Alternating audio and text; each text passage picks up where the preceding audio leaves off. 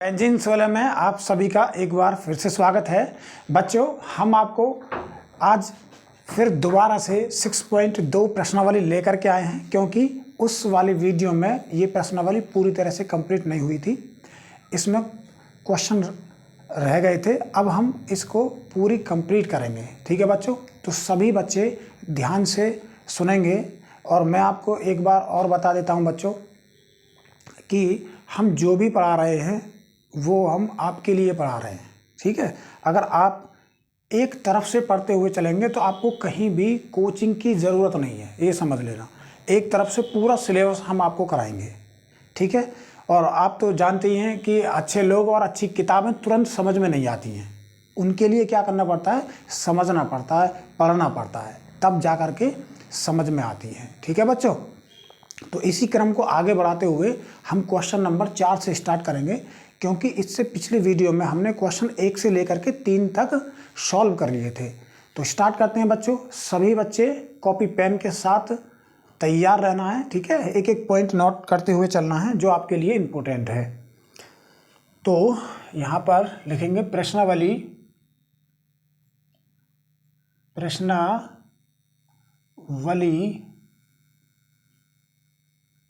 6.2 और question number 4 से start करेंगे। तो इसमें क्वेश्चन नंबर 4 है, आकृति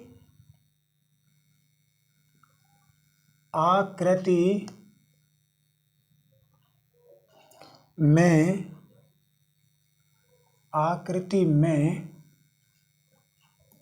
DE समांतर है AC। DE समांतर है AC और DF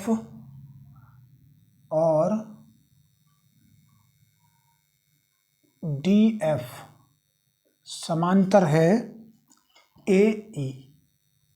AE के समांतर है DF। सिद्ध कीजिए कि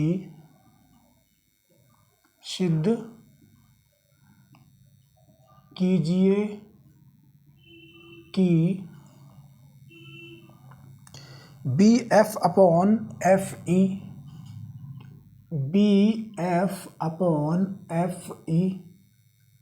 बराबर BE अपॉन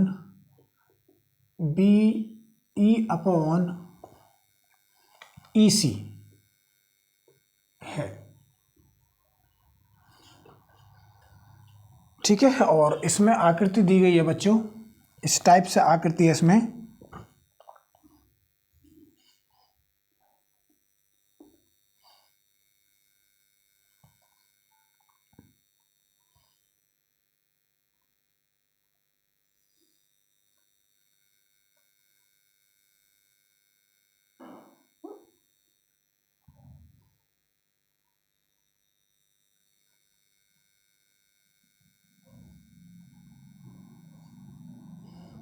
ABCDEF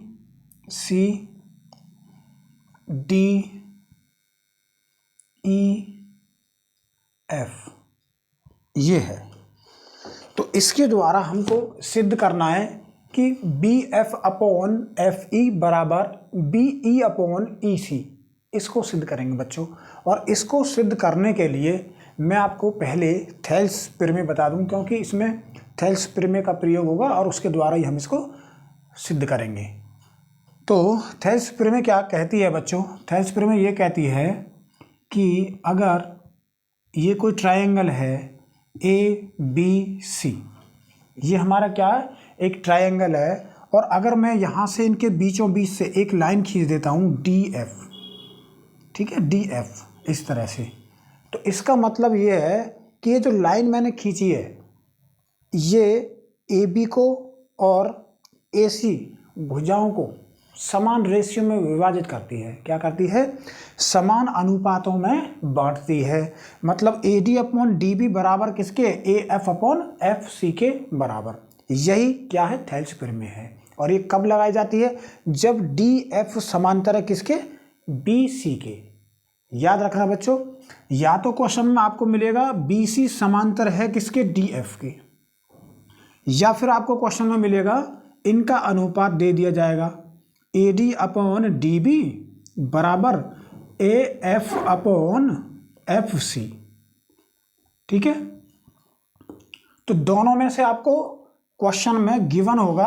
अगर क्वेश्चन में ये दिया है BC समांतर है DF के, तो हम ये कर सकते हैं। ठीक है, क्योंकि जब ये समांतर है तो थेल्स प्रमेय में क्या कहती है कि जो भुजाएं दी गई हैं उनको समान अनुपातों में बांटा जाता है।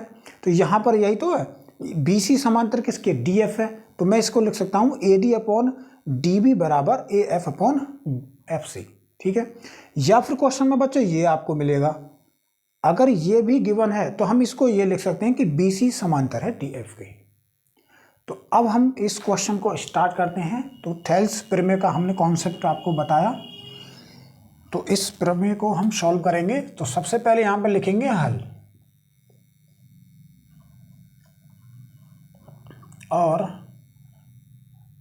और स्टार्टिंग में मैंने आपको बताया था हमेशा जो क्वेश्चन में गिवन होता है वहाँ से स्टार्ट करते हैं। तो इसमें गिवन है, और गिवन क्या है, DE समांतर AC के और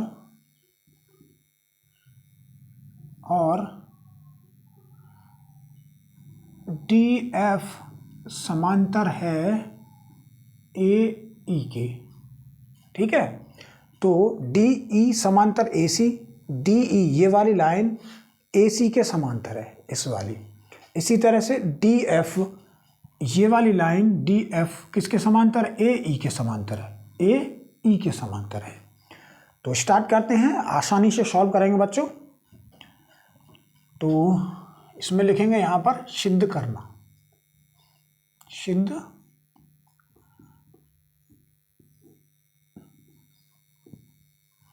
तो इसमें सिद्ध क्या करना है, हमें सिद्ध करना है BF अपॉन FE बराबर BE अपॉन EC, इसको सिद्ध करेंगे। और रचना की इसमें कोई आवश्यकता नहीं है, जब हमें रचना की आवश्यकता होती है तभी हम रचना करते हैं बच्चों। इसमें हम बिना रचना के इसको सिद्ध कर सकते हैं। तो यहाँ पर प्रूफ लिख देंगे या फिर उपपत्ति लिखेंगे, उपपत्ति लिखेंगे।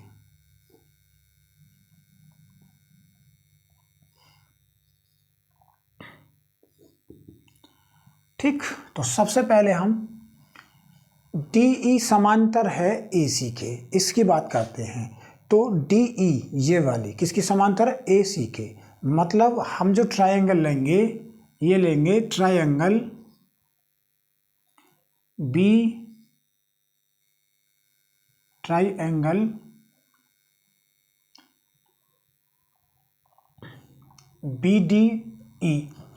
एक तो ये वाला ट्रायंगल हो गया BDE ये वाला, और एक ट्रायंगल ये हो गया BAC। तो यहाँ पर हम लिख सकते हैं कि BDE तथा ट्रायंगल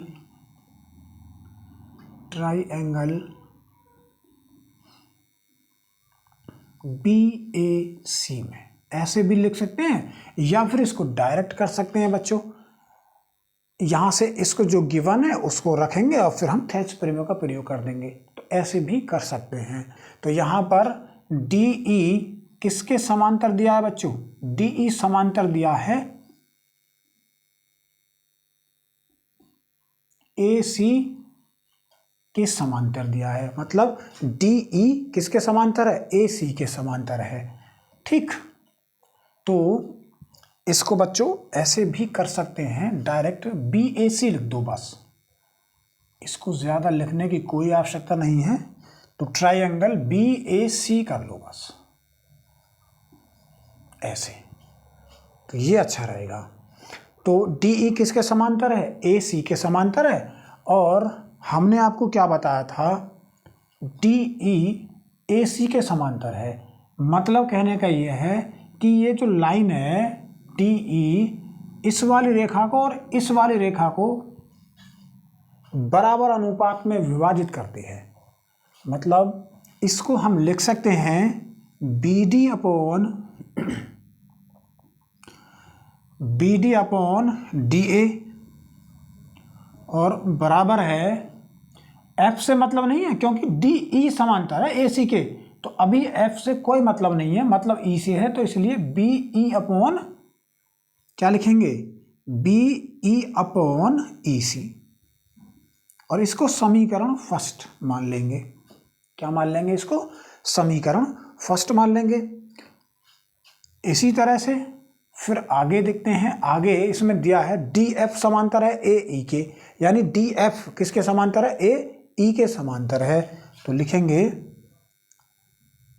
चूंकि DF समांतर है AE के, तो जब इसमें DF AE के समांतर है तो हम लिख सकते हैं बच्चों, क्या लिखेंगे? या फिर इसमें भी ये लिख सकते हैं आप कि इस बार जो ट्रायंगल लेंगे हम BDE लेंगे, ऐसे भी लिख सकते हैं। तो यहाँ पर ये लिख सकते हैं कि ट्रायंगल BDE में, ठीक है, तो इसको हम इस रूप में भी लिख सकते हैं। तो इसमें DF समांतर है AE के, तो BAE में अगर हम देखें DF किसके समांतर है? AE के समांतर है बच्चों, तो BDE नहीं BAE लिखेंगे, इसको BAE लिखेंगे क्योंकि हमें तो पूरा त्रिभुज लेना है ना, पूरा त्रिभुज, तो पूरा त्रिभुज क्या है? BAE है।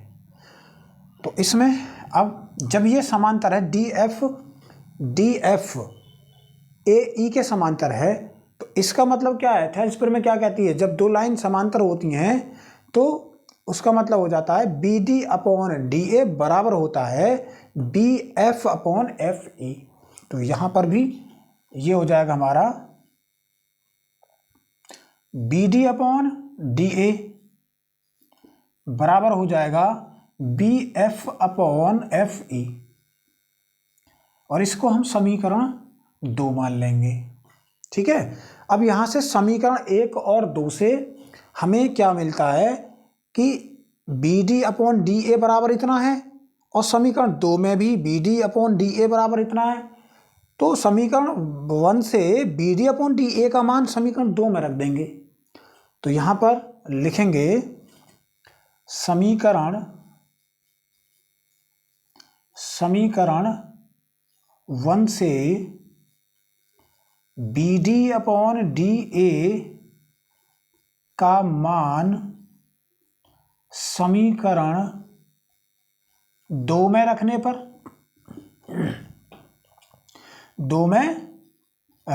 पर इस तरह से, तो मैं इसको इधर करूंगा।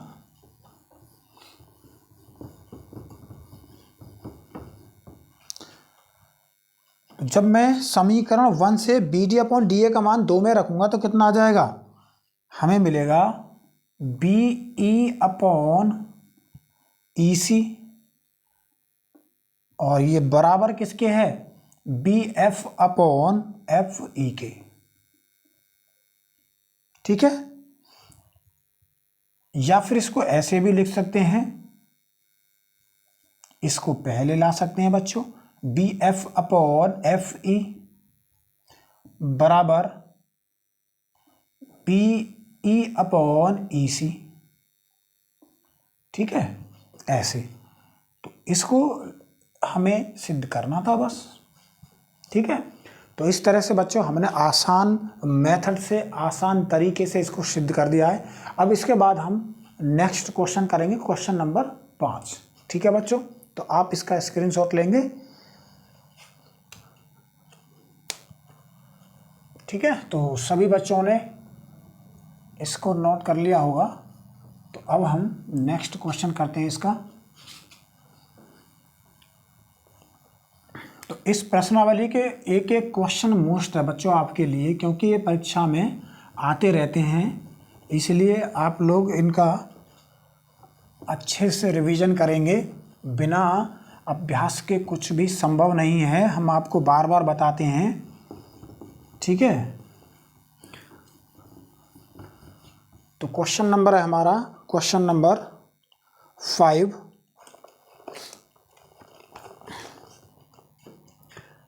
Question number 5 very very most important question है बच्चों। तो इसमें है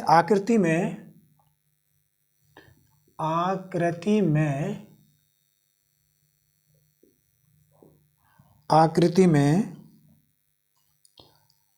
DE समांतर OQ, DE समांतर OQ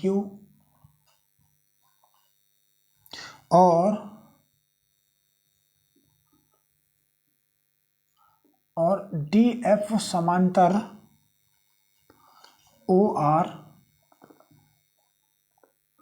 OR है, ठीक है।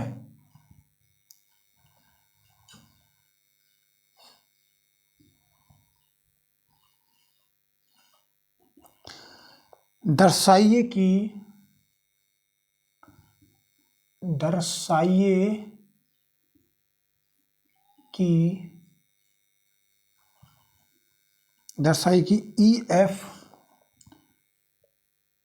EF समांतर QR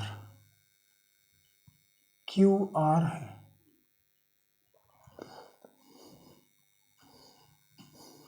और इसका जो डायग्राम है वो इस तरह से बनेगा।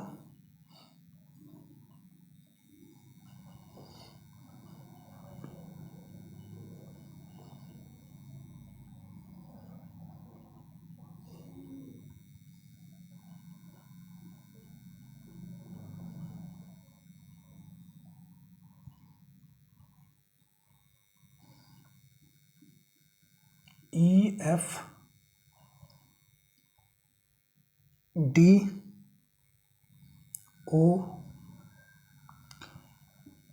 PQR, ठीक है। तो ये इसका डायग्राम है बच्चों। तो इसको सिद्ध करेंगे। तो इसमें DEOQ के समांतर है, DEOQ के समांतर है। इसका मतलब हमें ये वाला ट्रायंगल लेना है। इसी तरह से DFOR के समांतर है इस वाले के, तो इसका मतलब हमको ये वाला लेना है, यानी POR। इसी तरह से POQ, ये दो ट्रायंगलों की मदद से हम आसानी से इसको सिद्ध कर लेंगे, ठीक है। तो बच्चों आपको पता है कि EF समांतर दिया है QR के, यानी EF किसके समांतर दिया है? QR के। तो हमको क्या लेकर के आना है?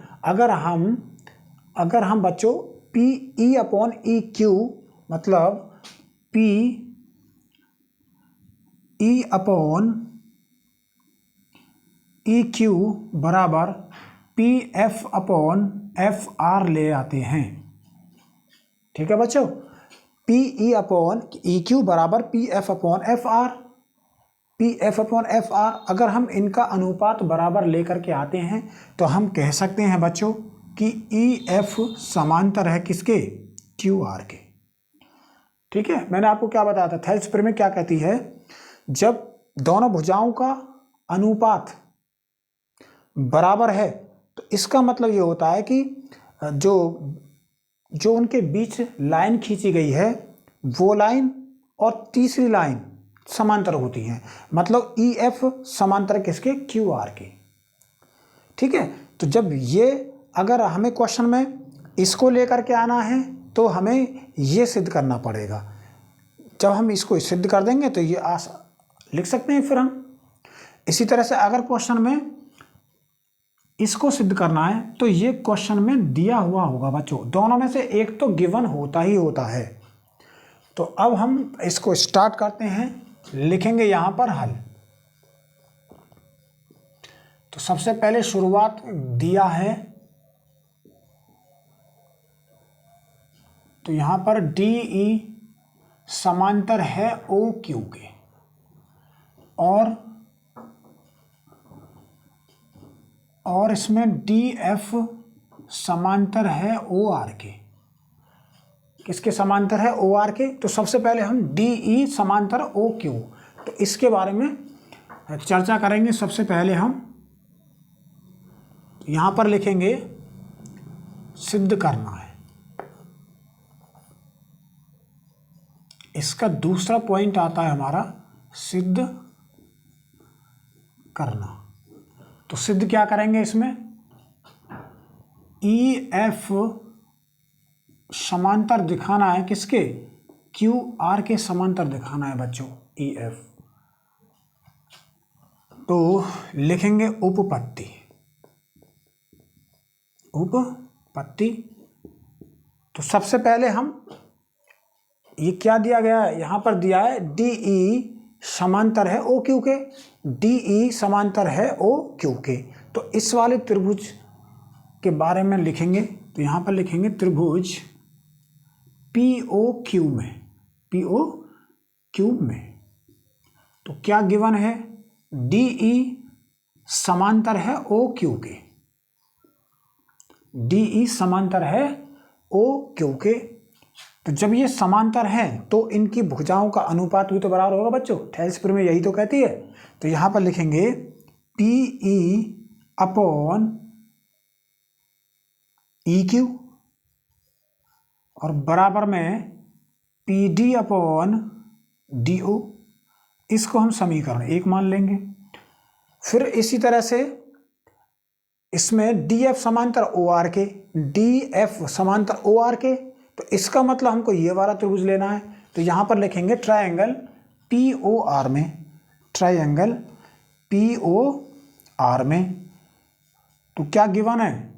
इसमें है डी एफ समांतर है बच्चों किसके? ओ आर के। और जब डी एफ ओ आर के समांतर है तो थेल्स प्रमेय की मदद से हम लिख सकते हैं बच्चों, यहां पर P F upon F R बराबर P D upon D O. और इसको हम समीकरण नंबर 2 मान लेंगे। अब यहां से P D upon D O का मान समीकरण 2 में रख देंगे। तो यहां पर लिखेंगे समीकरण 1 से P D upon D O का मान समीकरण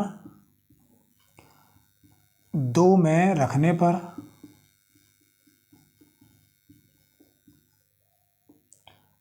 तो इसमें 2 में रखेंगे। तो इसका मान कितना है? P E upon E Q. तो यहां पर रखेंगे P F upon F R बराबर P E upon E Q. ठीक। तो बच्चों अब ये बताओ थेल्स प्रमेय क्या कहती है? जब ये वाली भुजा और ये वाली भुजा दोनों ही भुजाओं का अनुपात हम बराबर सिद्ध कर देते हैं तो हम क्या कहते हैं कि ये जो लाइन है ई एफ क्यू आर के समांतर कहलाती है। तो इसी तरह से हमने इसको सिद्ध कर दिया है कि P F upon F R बराबर है P E upon E Q के। ठीक है। तो इसीलिए हम कह सकते हैं, इसीलिए ई एफ समांतर है बच्चों क्यू आर के। एच पी इसको सिद्ध करना था। ठीक है। तो हमने इसको सॉल्व कर लिया है बच्चों। तो जो ऐसे क्वेश्चन होते हैं ना, वो क्वेश्चन 100% पूछे जाते हैं। क्यों पूछे जाते हैं? क्योंकि इसमें थेल्स प्रमेय का प्रयोग हुआ है। इससे पहले वाले क्वेश्चन में, क्योंकि ये थेल्स वाले जो क्वेश्चन होते हैं 2 प्रकार के होते हैं। पहले क्वेश्चन में क्या होता है? इसको सिद्ध करवाते हैं और ये गिवन होता है। ठीक है। दूसरा तरीका क्या होता है? ये गिवन होता है फिर इसको सिद्ध करवाते हैं, या फिर इसको देते हैं क्वेश्चन में और इसको सिद्ध करवाते हैं। तो इसलिए ये आपके लिए बहुत इंपॉर्टेंट है। तो नेक्स्ट क्वेश्चन करेंगे बच्चों। अब इसी टाइप का क्वेश्चन है। ठीक है। तो बच्चों मैं इसको रफ करता हूँ। अब इसके बाद हम नेक्स्ट क्वेश्चन करेंगे।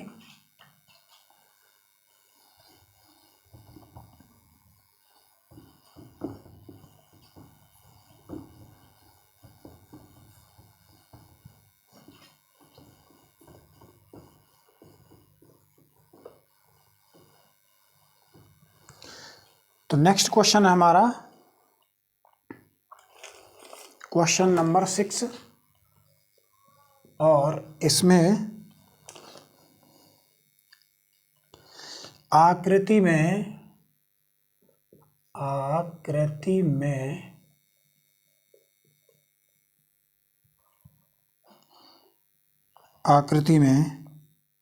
OP कॉमा OQ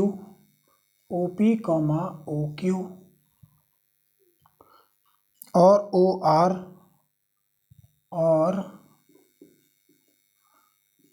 OR पर स्थित बिंदु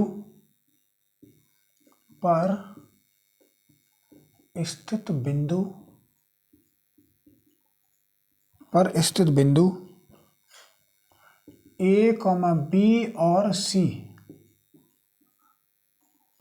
C इस प्रकार हैं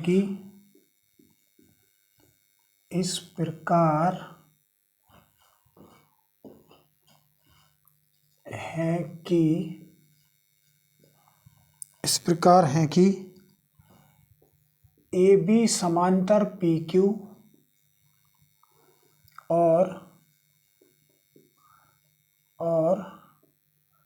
AC समांतर PR है। दर्शाइए कि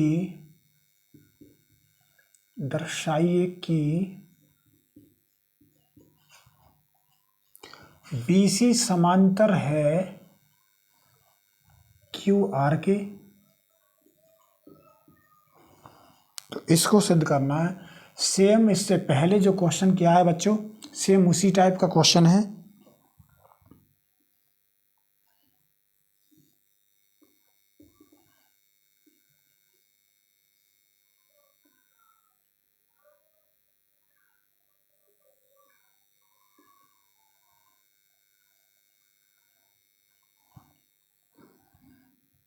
PQR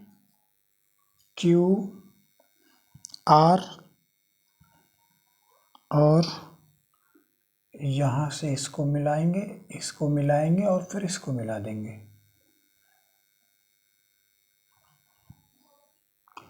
यहाँ पर A, यहाँ पर B और यहाँ पर C है और ये क्या है हमारा O बिंदु है बच्चों। ठीक है,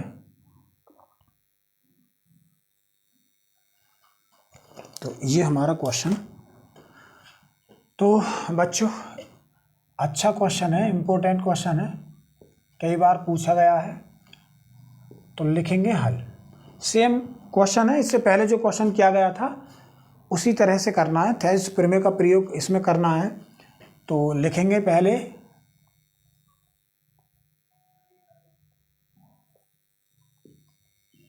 दिया है।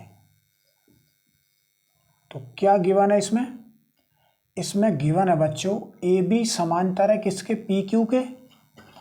ये वाली लाइन किसके समांतर है, PQ के समांतर है। और AC समांतर है किसके, AC समांतर है बच्चों PR के। AC किसके समांतर है, PR के समांतर है। और सिद्ध क्या करना है हमको सिद्ध करना है बच्चों, यहाँ पर दिया गया है BC समांतर है किसके, QR के समांतर है। ये हमें सिद्ध करना है। तो स्टार्ट करेंगे। तो यहाँ पर लिखेंगे उपपत्ति। क्या लिखेंगे, उपपत्ति।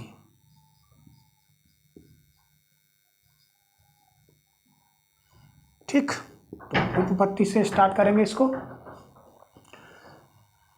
तो सबसे पहले यहाँ से स्टार्ट करेंगे क्योंकि ये गिवन है और इस टाइप का क्वेश्चन हमेशा कहाँ से स्टार्ट करते हैं, गिवन से स्टार्ट करते हैं। तो यहाँ पर ये दिया गया है AB किसके समांतर है, PQ के समांतर है बच्चों।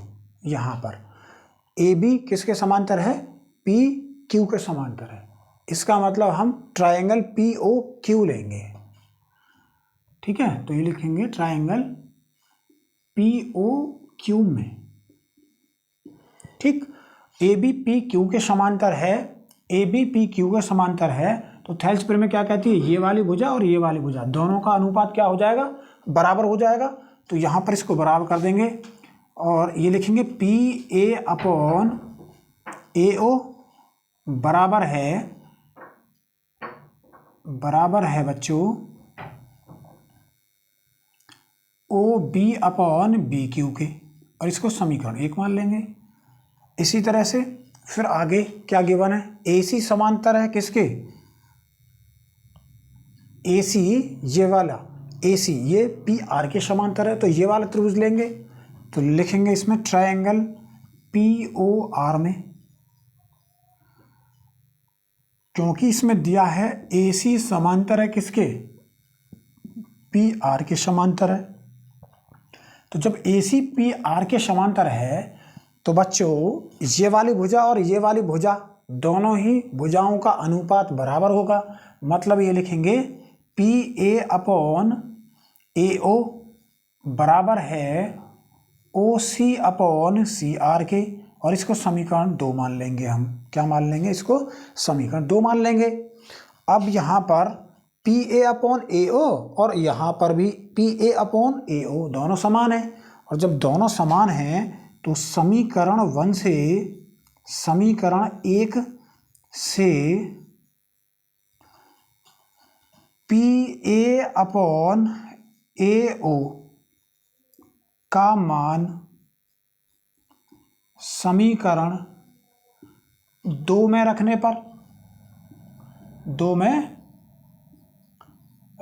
पर तो इसमें रखेंगे तो इसका मान कितना है, B O B upon B Q, तो यहाँ पे रख देंगे O B upon B Q बराबर है ओ सी अपॉन सी आर के बच्चों। तो बच्चों हमने ये सिद्ध कर दिया है कि O B upon B Q का अनुपात बराबर है ओ सी अपॉन सी आर के अनुपात के, और जब ये दोनों ही अनुपात बराबर हैं तो क्या हम ये नहीं कह सकते कि बी सी बराबर है क्यू आर के, बिल्कुल कह सकते हैं, ये थेल्स प्रमेय का सिद्धांत है। तो हम यहाँ पर लिखेंगे इसीलिए बी सी समांतर है बच्चों किसके, क्यू आर के, ठीक है, एच पी, और यही हमको सिद्ध करना था। ठीक, अगर ये आपको बच्चों हो सकता है बोर्ड पर दिखाई नहीं दे रहा हो तो यहाँ पर कर सकते हैं कि बी सी समांतर किसके, क्यू आर के, ठीक है। इस तरह से हमने इस क्वेश्चन को सॉल्व किया, क्वेश्चन नंबर 6 को। तो ये बहुत ही इंपॉर्टेंट क्वेश्चन था, ठीक है। आपके लिए मैंने 3 एक ही टाइप के क्वेश्चन बताएं और तीनों में से एक क्वेश्चन पूछ लिया जाता है। तो अब मैं इसके बाद क्वेश्चन नंबर 7 सॉल्व करूंगा, तो सभी बच्चे ध्यान से समझेंगे। तो बच्चों अब हम क्वेश्चन नंबर 7 सॉल्व करेंगे, ठीक है, और इसमें 6.1 प्रमेय का प्रयोग किया गया है, ठीक। और आपने ये क्लास 9th में भी पढ़ी होगी, क्योंकि उसमें भी इस प्रमेय को सिद्ध किया गया है, ठीक है। और फिर भी यदि आप लोगों ने नहीं पढ़ी है तो मैं आपको बिल्कुल डिटेल में बेसिक से समझाऊंगा, ठीक है। तो ध्यान से समझेंगे बच्चों। तो इसमें प्रमेय 6.1 का प्रयोग करते हुए सिद्ध कीजिए कि एक त्रिभुज की एक भुजा के मध्य बिंदु से होकर दूसरी भुजा के समांतर खींची गई रेखा तीसरी भुजा को समद्विभाजित करती है। मतलब एक त्रिभुज है इस तरह से, क्या एक त्रिभुज है ए बी सी, ठीक, ये एक त्रिभुज है। अब ए बी के मध्य बिंदु एक डी है, ए बी का मध्य बिंदु क्या है, डी है। अब बिंदु डी से एक रेखा खींची गई है, बिंदु डी से एक रेखा खींची गई है, और वो इस प्रकार खींची गई है कि बीसी के समांतर होती हुई गई है। किसके समांतर खींची गई है बच्चों, बीसी के समांतर खींची गई डी, और इसको हम ई मान लेंगे, ठीक। तो क्वेश्चन में जो हमें सिद्ध करना है वो ये करना है कि जो मध्य बिंदु डी से होकर के जो जाने वाली भुजा है क्या AC को समद्विभाजित करती है, मतलब इस वाली भुजा को दो बराबर भागों में डिवाइड करती है, ये बात हमें सिद्ध करनी है। तो बच्चों मैंने सबसे पहले आपको क्वेश्चन समझाया अच्छी तरह से कि क्वेश्चन में पूछा क्या गया है, क्योंकि बच्चे यहाँ पर भी गलतियाँ करते हैं, क्वेश्चन को समझते हैं नहीं और डायरेक्ट करने लग जाते हैं, फिर वो क्वेश्चन क्या हो जाता है, गलत हो जाता है। तो फिर अब हम यहाँ पर लिखेंगे हल।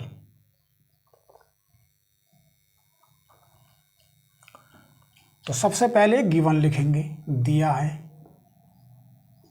तो इसमें लिखेंगे त्रिभुज ABC में, त्रिभुज ABC जिसमें, ऐसे लिखेंगे, जिसमें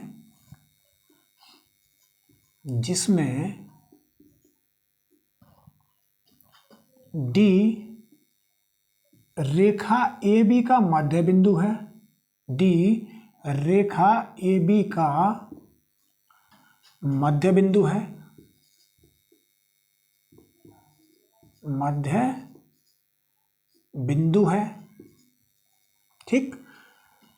त्रिभुज ABC जिसमें D रेखा AB का मध्य बिंदु है तथा D से BC के समांतर, BC के समांतर रेखा DE खींची, ठीक है।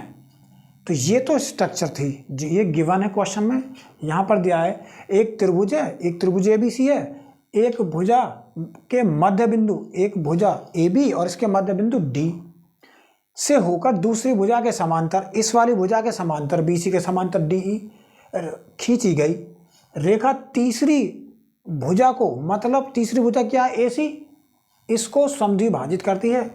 तो ये हमें सिद्ध करना है, तो यहाँ पर लिखेंगे सिद्ध करना है, सिद्ध करना है। तो सिद्ध क्या करना है बच्चों, हमको सिद्ध करना है कि AE, या फिर ऐसे भी लिख सकते हैं, बिंदु E रेखा AC का मध्य बिंदु है, ये बात हमें सिद्ध करनी है, मध्य बिंदु है, ठीक है, ये हमको सिद्ध करना है। इसको हम ये भी लिख सकते हैं, जब ये मध्य बिंदु है तो AE बराबर EC लेकर के आना है हमें, ठीक है। मध्य बिंदु का मतलब ये तो होता है बच्चों AE बराबर EC, इसको भी लिख सकते हैं हम। तो यहाँ पर लिखेंगे उपपत्ति, तो उपपत्ति, तो सबसे पहले बच्चों लिखेंगे इसमें ट्रायंगल ABC में, तो ABC में क्या दिया है कि बिंदु D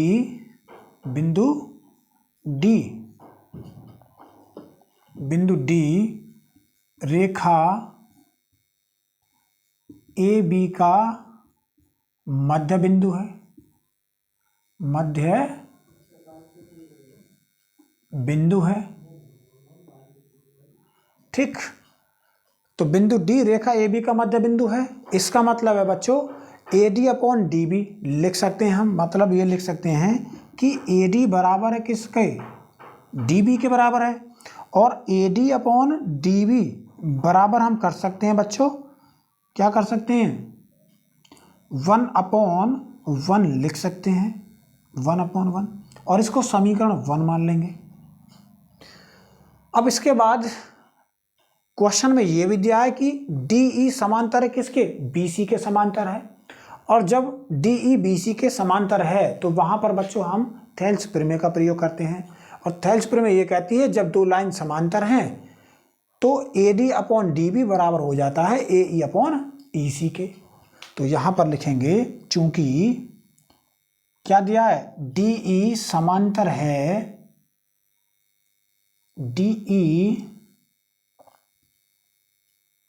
समांतर है बच्चों BC के, ये क्या है, दिया है।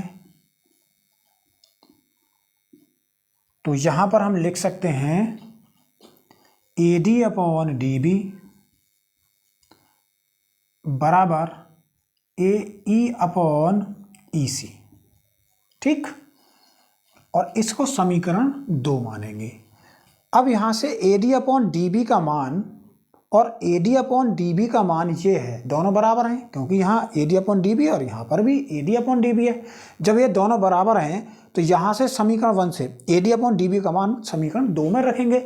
तो यहाँ पर लिखेंगे समीकरण 1 से AD अपॉन DB का मान समीकरण 2 में रखने पर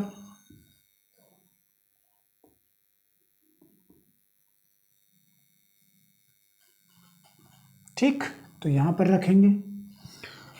तो इसका मान कितना, 1/1, तो यहां 1/1 रखेंगे। 1/1 बराबर कितना हो जाएगा, AE अपॉन EC। और इसको हम लिख सकते हैं बच्चों AE बराबर EC, और यही हमको सिद्ध करना था। तो अंत में हम एक लाइन इसको भी लिख सकते हैं कि बिंदु E रेखा, यहां पर लिख सकते हैं बच्चों, यहां लिखेंगे बिंदु E रेखा AC को समद्विभाजित करती है, समद्विभाजित करती है। ठीक है, तो ये हमने सिद्ध कर लिया है बच्चों, HP, इसी को सिद्ध करना था। ठीक है, तो एक तो ये पिरमें हो गई, और इसके बाद एक पिरमें और मैं आपको कराऊंगा। ये दोनों ही पिरमें एक ऐसी पिरमें हैं बच्चों, इनमें से दोनों में से एक पिरमें 100% परीक्षा में आती है। ठीक है, तो इसीलिए इन पिरमें का बार बार अभ्यास करेंगे, आप अध्ययन करेंगे बार बार। ठीक है, तभी ये आप अच्छी तरह से सीख पाएंगे। ठीक, तो पिरमें नंबर 8 स्टार्ट करते हैं बच्चों। तो सभी बच्चों ने इसको नोट कर लिया होगा।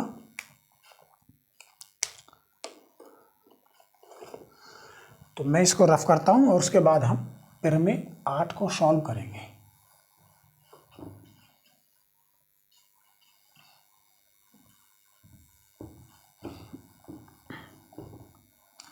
और बच्चों यदि आपको फिर भी कोई पिरमें या फिर कोई क्वेश्चन प्रश्नावली का समझ में नहीं आता है तो आप हमसे संपर्क कर सकते हैं, हमारा व्हाट्सएप नंबर है इसमें। ठीक है, तो हम आपकी समस्या का समाधान अवश्य करेंगे। आपका कोई भी डाउट है उसको हम क्लियर करेंगे, बस आपको हमें बताना होगा। ठीक है बच्चों, तो अब हम पिरमें नंबर 8 सॉल्व करेंगे। पिरमें 8 है क्वेश्चन नंबर 8। तो इसमें पिरमें 6.2 का प्रयोग करते हुए, पिरमें 6.2 का प्रयोग करते हुए सिद्ध कीजिए कि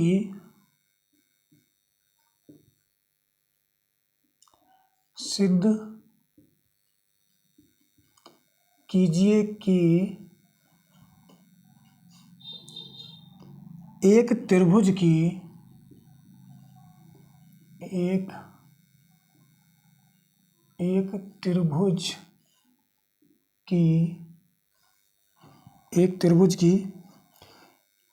किन्हीं दो भुजाओं के मध्य बिंदुओं से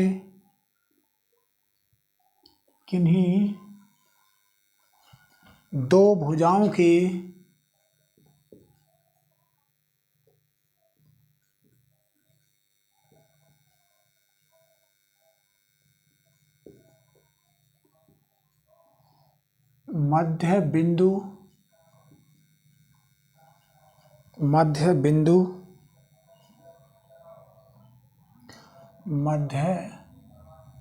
बिंदुओं को मिलाने वाली रेखा को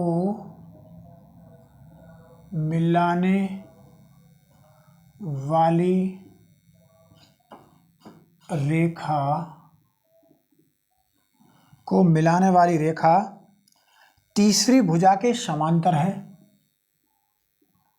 तीसरी भुजा के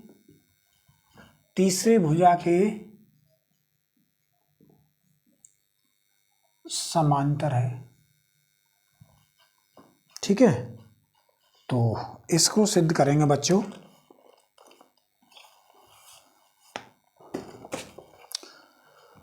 तो सबसे पहले तो इस प्रमेय को समझेंगे, इस क्वेश्चन को समझेंगे ध्यान से, उसके बाद हम डायग्राम बनाएंगे और फिर डायग्राम की मदद से बच्चों इसको सिद्ध करेंगे।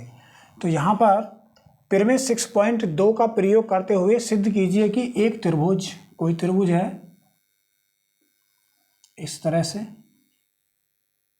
ये त्रिभुज हो गया ABC कि किन्हीं दो भुजाओं के मध्य बिंदु, मतलब AB एक ये भुजा है और AC ये दूसरी भुजा है, इनके मध्य बिंदु D, मध्य बिंदुओं को मिलाने वाली रेखा, मतलब AB का मध्य बिंदु और AC का मध्य बिंदु E को मिलाने वाली रेखा जो तीसरी भुजा है BC, इसके समांतर है। मतलब हमको सिद्ध करना है बच्चों DE BC के समांतर है, ये बात हमें सिद्ध करनी है। और ये कब सिद्ध कर सकते हैं हम बच्चों? मैं आपको पहले ही करा चुका हूँ कि जब भी हमें समांतर दिखाना होता है तो हमें भुजाओं का अनुपात बराबर करना पड़ता है। क्या करना पड़ता है? भुजाओं का अनुपात बराबर करना पड़ता है। और जब हमको ये सिद्ध करना होता है कि कभी कभी क्वेश्चन में ये देते हैं कि DE समांतर है BC के, तो सिद्ध कीजिए कि AD अपॉन DB बराबर AE अपॉन EC के। ठीक है, तो इस टाइप से भी क्वेश्चन को दे देते हैं। तो इसमें हमें DE समांतर दिखाना है BC के, तो इसमें हमें इनकी भुजाओं का अनुपात बराबर दिखाना होगा बच्चों। मतलब AD अपॉन DB का अनुपात बराबर दिखाना है हमें AE अपॉन EC के, तभी हम कह सकते हैं कि रेखा DE समांतर है किसके? BC के। तो स्टार्ट करते हैं बच्चों। तो यहां पर लिखेंगे सबसे पहले गिवन दिया है, तो ट्रायंगल ABC में रेखा AB तथा रेखा AC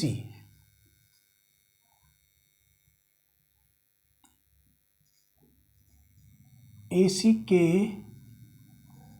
मध्य बिंदु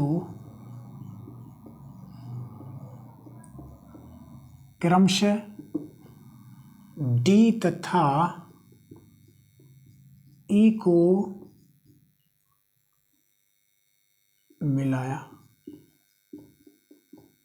मिलाया है। ठीक है, तो ये तो क्वेश्चन में गिवन है। और सिद्ध क्या करना है बच्चों? सिद्ध इसमें करना है बच्चों हमको कि DE समांतर है बच्चों किसके? BC के समांतर है, ये बात हमें सिद्ध करनी है। तो स्टार्ट करते हैं, लिखेंगे यहां पर उपपत्ति।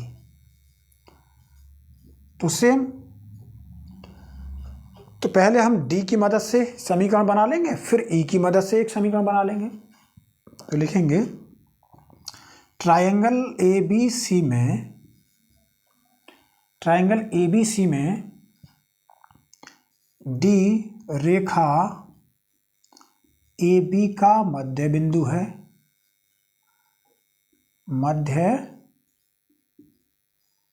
मध्य बिंदु है। इसलिए हम लिख सकते हैं बच्चों AD बराबर, क्या लिख सकते हैं? AD बराबर DB, और इसको भी AD अपॉन DB बराबर कर सकते हैं 1/1 और इसको समीकरण 1 मान लेंगे। ठीक, फिर इसके बाद हम बिंदु E के लिए देखेंगे।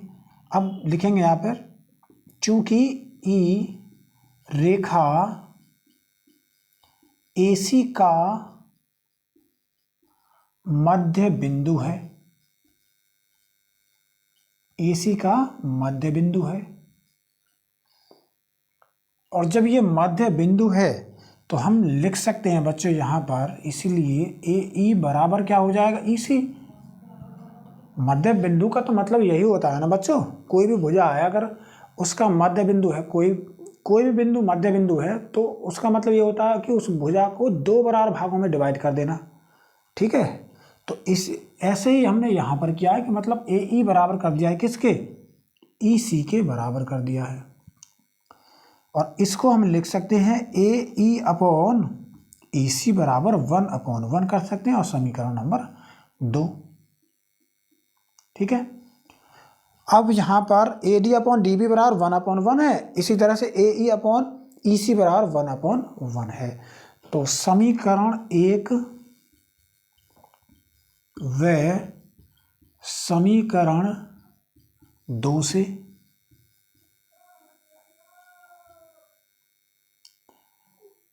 तो अब यहाँ पर बच्चों राइट साइड दोनों की कैसी है, इक्वल है, और जब राइट साइड इक्वल है तो लेफ्ट साइड भी तो इक्वल होंगी, मतलब इनके जब बायां पक्ष भी तो बराबर होंगे, जब दायां पक्ष बराबर हैं तो हम लिख सकते हैं कि AD अपॉन DB बराबर है AE अपॉन EC के HP। ठीक है, यही हमको क्या करना था बच्चों, सिद्ध करना था। जब हम AD अपॉन DB बराबर ले आए, AD अपॉन DB बराबर AE अपॉन EC के, तो यहाँ पर ये क्या हो गया, थेल्स प्रमेय नहीं होगी, क्या होगी बच्चों, थेल्स प्रमेय से। थेल्स प्रमेय यही तो कहती है कि AD अपॉन DB बराबर AE अपॉन EC के, तो हम कह सकते हैं कि DE समांतर है बच्चों BC के HP, यही हमको सिद्ध करना था। ठीक है, जब कभी भी दो भुजाओं को समांतर दिखाने के लिए हमें उनकी भुजाओं का रेशियो बराबर दिखाना पड़ता है थेल्स प्रमेय की मदद से। ठीक है, तो इस तरह से बच्चों हमने क्वेश्चन नंबर 8 सॉल्व किया। अब इसके बाद हम क्वेश्चन नंबर 9 सॉल्व करेंगे। ठीक है, और बच्चों अगर आपको कोई क्वेश्चन समझ में नहीं आता है ना, तो कम से कम वीडियो को 2 या 3 बार देख लें, तो कोई भी क्वेश्चन ऐसा नहीं है जो आपको समझ में नहीं आएगा। ठीक है, तो क्वेश्चन नंबर 9, तो पहले मैं इसको रफ करूंगा, सभी बच्चों ने इसको नोट कर लिया होगा।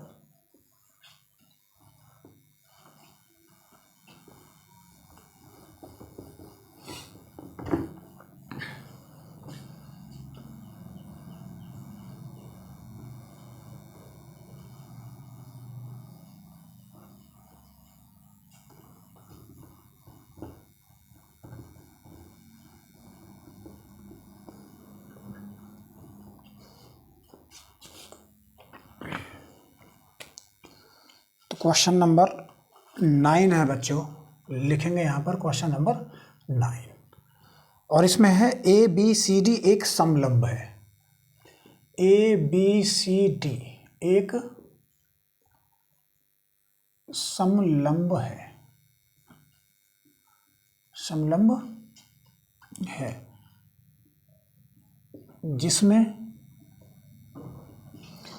जिसमें AB समांतर है DC है,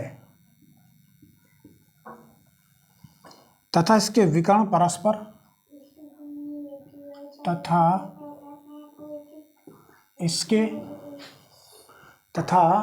इसके विकर्ण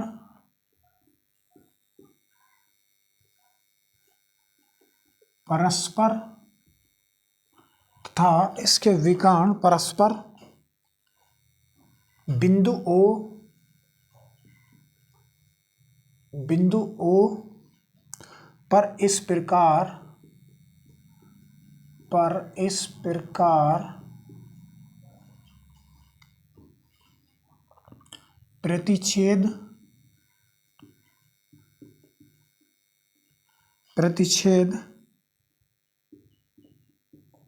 करते हैं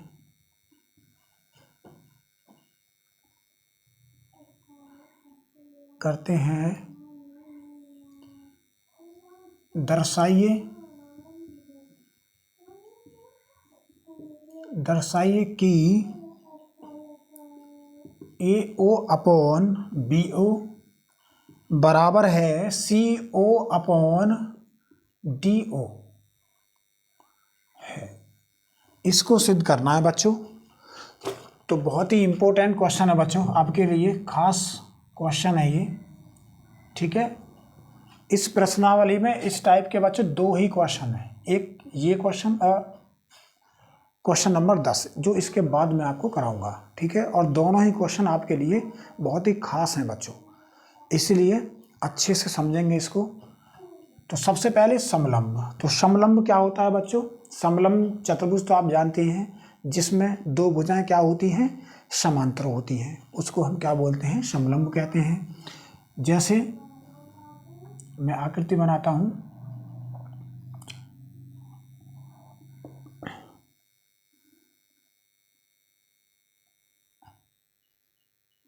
ये क्या है? एक समलंब है। इसको ABCD और इसके विकर्ण क्या है बच्चों? क्वेश्चन में बोला गया इसके विकर्ण बिंदु O पर प्रतिच्छेद करते हैं। तो जो इसके विकर्ण हैं वो कहाँ पर प्रतिच्छेद करते हैं? O पर प्रतिच्छेद करते हैं, ठीक, O पर। तो हमें सिद्ध करना है AO अपॉन BO और बराबर AO अपॉन BO और इसको हम लिख सकते हैं CO अपॉन DO। ये हमें सिद्ध करना है। तो सिद्ध करेंगे, पहले यहाँ पर लिखेंगे बच्चों हल, लिखेंगे पहले यहाँ पर लिखेंगे हल, ठीक। तो लिखेंगे गिवन है, दिया है, तो इसमें लिखेंगे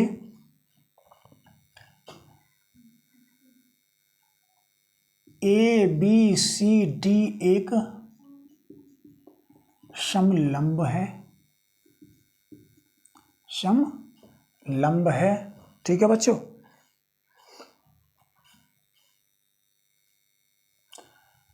जिसमें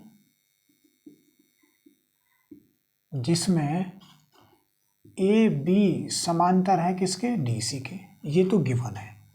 और सिद्ध क्या करना है? हमें सिद्ध करना है, तो सिद्ध करना है बच्चों AO अपॉन BO और बराबर में CO अपॉन DO।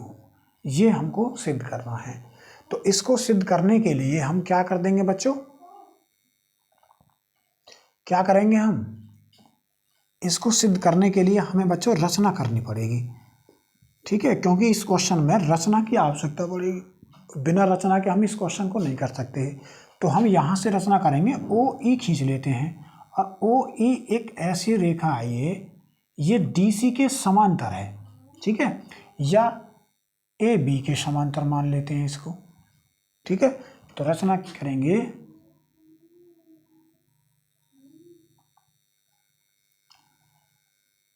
O से एक रेखा OE खींची,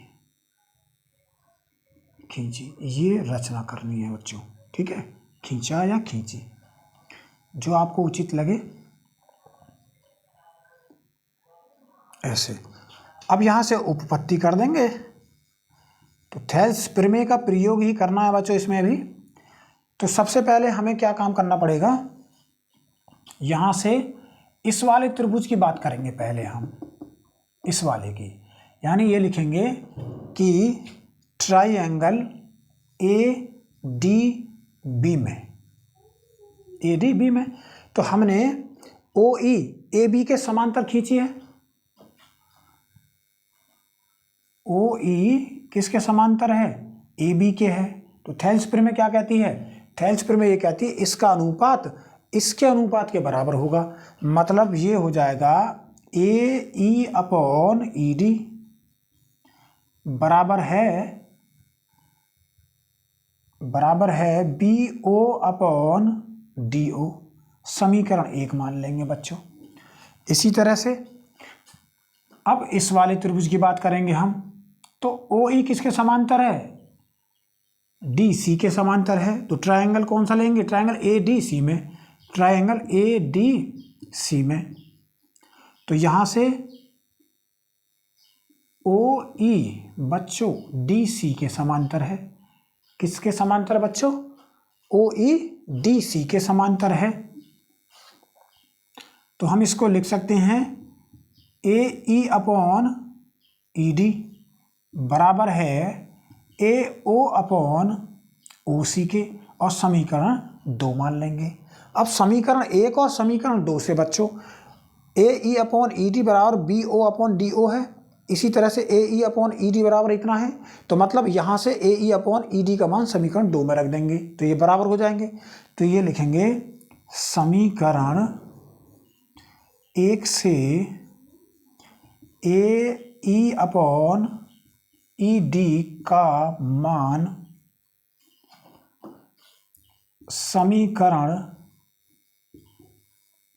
2 में रखने पर, तो इसको जब यहाँ रखेंगे तो कितना आ जाएगा? B O upon C O बराबर A O upon D O है। ये ए ओ अपॉन ओ सी, ठीक है। और हमको सिद्ध क्या करना है बच्चों? ए ओ अपॉन बी ओ। तो मैं इसको यहाँ पर ले करके आऊँगा बच्चों, बी ओ को इसके नीचे और ओ सी को यहाँ पर। तो मैं लिख सकता हूँ ए ओ अपॉन बी ओ बराबर C O upon D O H P. और यही हमको सिद्ध करना था, ठीक है बच्चों। तो very very most important question है। तो सभी बच्चे इसका अच्छे तरीके से अध्ययन करेंगे बच्चों, ठीक है। तो कुछ क्वेश्चन ऐसे होते हैं जो परीक्षा में आते ही आते हैं। तो इस प्रश्नावली में जितने भी क्वेश्चन मैंने आपको कराए हैं सभी क्वेश्चनों की आने की जो संभावना है वो प्रबल है, ठीक है बच्चों। तो इसी तरह से आप इसका अच्छी तरह से अध्ययन करेंगे। अब इसमें लास्ट क्वेश्चन रह गया, क्वेश्चन नंबर 10, ठीक है। तो इसको और स्टार्ट करते हैं बच्चों, उसको और समझते हैं।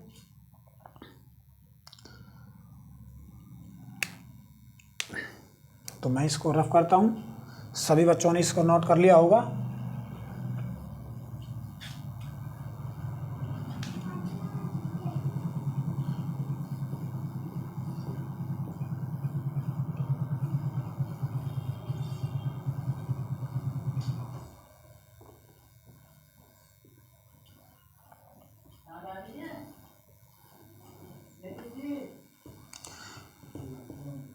तो नेक्स्ट क्वेश्चन हमारा question number 10। Question number 10,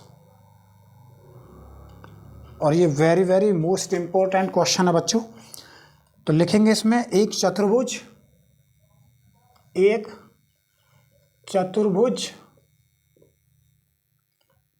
A B C D के विकर्ण परस्पर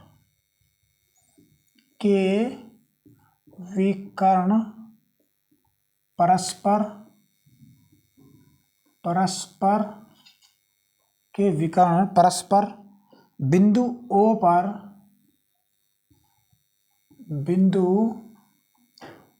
ओ पर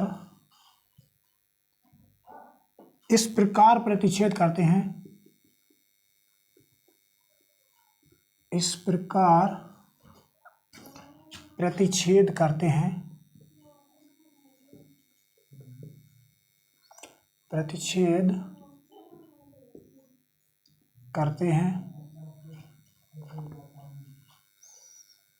दर्शाइए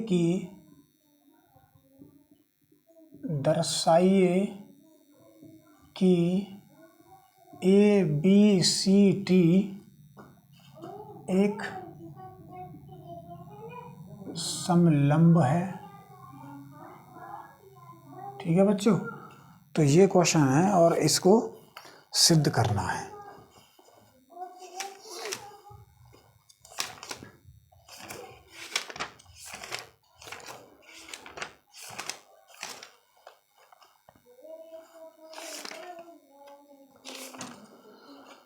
तो इसको सिद्ध करेंगे बच्चों, तो सबसे पहले यहाँ पर क्वेश्चन को ध्यान से समझेंगे। क्या करेंगे? क्वेश्चन को अच्छे से समझेंगे। तो इसमें लिखा है कि एक त्रिभुज ए बी सी, इसमें कुछ रह गया है बच्चों, क्वेश्चन पूरा नहीं लिखा गया है। प्रतिच्छेद करते हैं कि यहाँ पर रह गया है बच्चों, इसमें लिखना है प्रतिच्छेद करते हैं कि ए ओ अपॉन बी ओ बराबर है सी ओ अपॉन डी ओ है। ठीक, तो दर्शाइए कि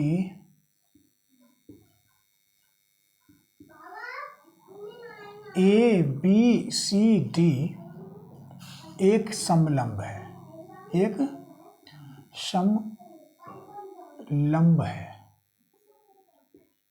ये है। ठीक है, तो ये क्वेश्चन है बच्चों। तो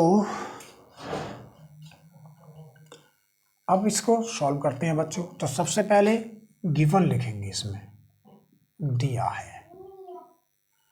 तो क्या दिया है? यहाँ पर ये दिया है, चाहे तो इसको यहाँ से लिख सकते हैं एक चतुर्भुज ए बी सी डी, ठीक है, कि विकर्ण ओ पर प्रतिच्छेद करते हैं, या फिर इसको डायरेक्ट लिख सकते हैं। यहाँ पर दिया क्या है? ए ओ अपॉन बी ओ बराबर है सी ओ अपॉन डी ओ, ये गिवन है। ठीक, और ट्राइंगल बनाना है हमें, मतलब चतुर्भुज बनाना है, ट्राइंगल नहीं बच्चों, चतुर्भुज बनाना है। ट्राइंगल का तो इसमें प्रयोग ही नहीं हुआ है अभी तक।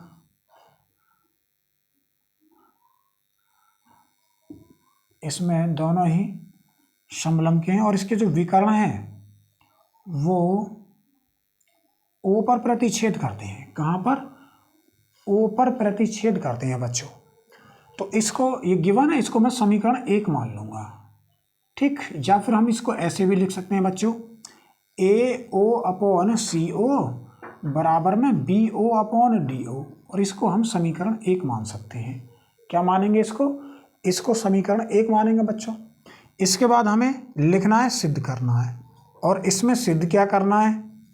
तो सिद्ध करना है हमें, क्या सिद्ध करना है बच्चों? हमको सिद्ध करना है कि ए बी सी डी एक समलंब है। तो यहाँ पे लिखेंगे चतुर्भुज ए बी सी डी एक समलंब है, समलंब है। ठीक है, तो ये हमको सिद्ध करना है बच्चों। ठीक, अब इसको सिद्ध करने के लिए हमें एक रचना की आवश्यकता पड़ेगी बच्चों। तो पहले हम इसमें क्या करेंगे? एक रचना ड्रॉ करेंगे, खींचेंगे रचना। तो बिंदु ओ से एक रचना खींच लेते हैं, और ये रचना इस प्रकार से है बच्चों कि ये ए बी के समांतर है। किसके समांतर है बच्चों? ए बी के समांतर है। तो जब ओ ई ए बी के समांतर है तो समलंब सिद्ध करने के लिए हमको क्या करना पड़ेगा? A B Rekha C D के समांतर करना पड़ेगा हमें। अगर हम ओ ई ए बी के समांतर ले आए, ओ ई सी डी के समांतर ले आए, तो हम लिख सकते हैं बच्चों कि ए बी सी डी के समांतर है, और यही फिर हमारा क्वेश्चन सिद्ध हो जाएगा। बस यही हमको करना है इस क्वेश्चन में। तो रचना करेंगे, लिखेंगे बिंदु ओ से ओ ई एक रेखा खींची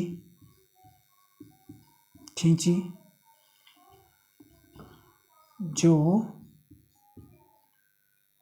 ए बी के समांतर है, ए बी के समांतर है।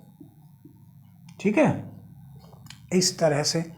तो अब इसके बाद हम यहाँ पर उपपत्ति लिखेंगे बच्चों। क्या लिखेंगे? उपपत्ति लिखेंगे। तो उपपत्ति में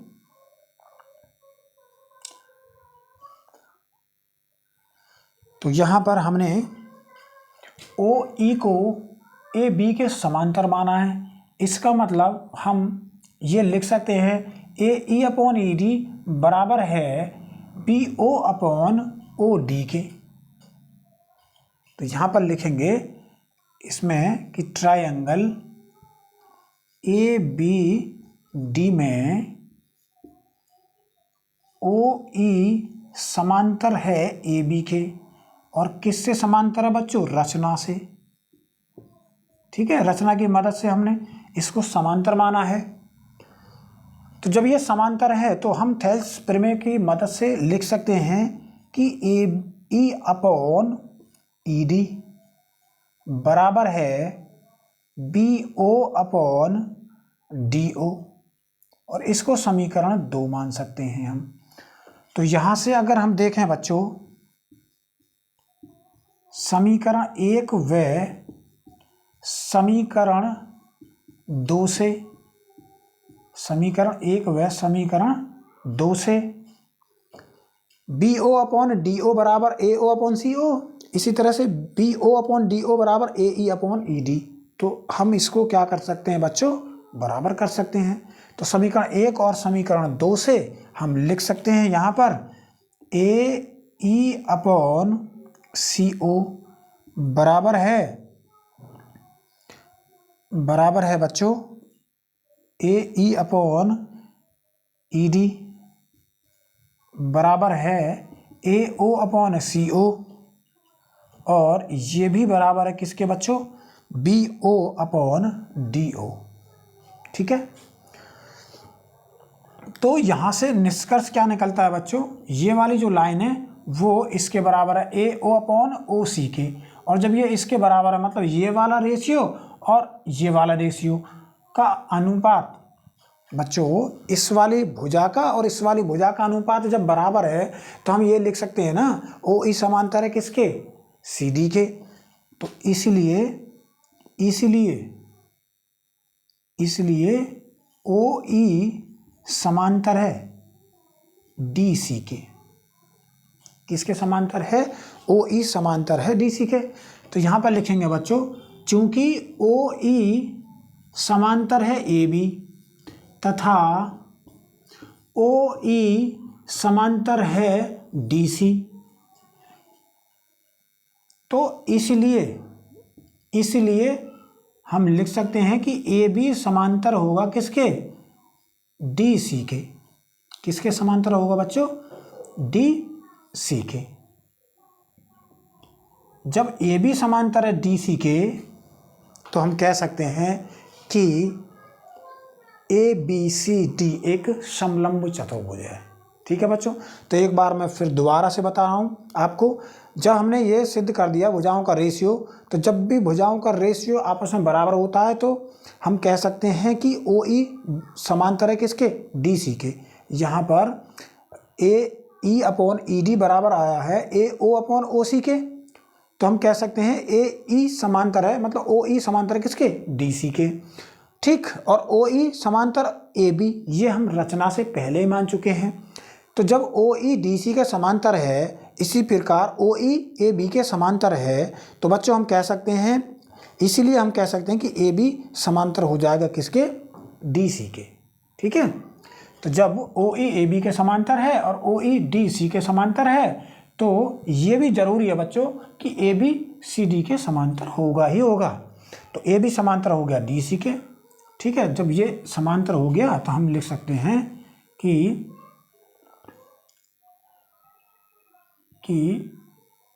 अतः चतुर्भुज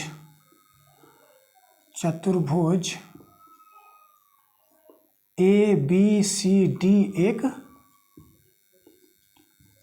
समलंब चतुर्भुज है। ठीक है बच्चों, इस तरह से हमने इस क्वेश्चन को सॉल्व किया। तो मुझे उम्मीद है बच्चों कि सभी क्वेश्चन आपको समझ में आए होंगे, और फिर भी आपको समझ में नहीं आते हैं या आपका कोई डाउट रह जाता है तो हमारा व्हाट्सअप नंबर है, उसके द्वारा आप हमसे संपर्क कर सकते हैं। हम आपका कोई डाउट नहीं छोड़ेंगे, ठीक है बच्चों। तो बच्चों अगर वीडियो को अगर आप बार बार देखेंगे तो 100% आपकी समस्या सामने नहीं आएगी, क्योंकि मैंने एक एक क्वेश्चन अच्छी तरह से आपको बताया, बिल्कुल बेसिक से, ठीक है। तो बच्चों वीडियो अगर आपको पसंद आती है तो मेरे बच्चों लाइक करेंगे, शेयर करेंगे, ठीक है, और साथ के साथ सब्सक्राइब करना ना भूलें बच्चों, ठीक है। तो आप जानते ही हैं कि मेहनत सबसे अच्छी होती है, मेहनत ही सफलता की कुंजी होती है बच्चों, ठीक है। तो मिलते हैं नेक्स्ट वीडियो में, धन्यवाद।